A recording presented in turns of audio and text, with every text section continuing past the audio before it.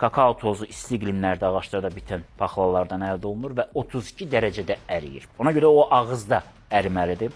Amma tez-tez bitki mənşəli yağlarla əvəz olunduqda, bax bunları siz hətta isti çayla içəndə belə gec əriyirsə ağızda, bilin ki, demək bu artıq bitki yağlarla qarışdırılıbdır. Qarğıdalı siropun müxtəlif dadlar vermək üçün istifadə olunur. Kakao əvəzinə isə, kakao tozu əvəzinə isə onun süni əvəzləndiricilərlə əvəz edib vururlar.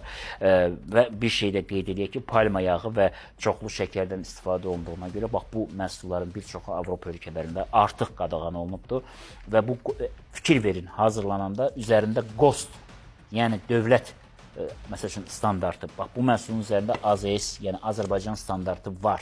Amma elə məhsullar var ki, AZS yox, TŞ vururlar, texniki şərt. Təxminən texniki şərtin tərcüməsi belədir ki, nə istəsəm onu da edə bilərəm. Ümumiyyətlə, xurma konfetləri arasında fərq qoxuya görə də bilinir. Qeyd edək ki, iti cazibədar və düz başa, yəni adamın başına vuran iyilər varsa, bax bunlardan ehtiyatlı olun, çünki bu rəngi tutqun, parıltılı, kiçik baloncuqlar varsa üzərində, baxın, bax belə baloncuqlar, çalışın bunlardan ehtiyatlı olasınız. Qeyri-bərabər görünürsə, parıltı və tam əgər üzü parıltılıdırsa normaldır, amma tutqundursa və yaxud da belə baloncuqlar varsa, bu artıq təhlükədən xəbər verir.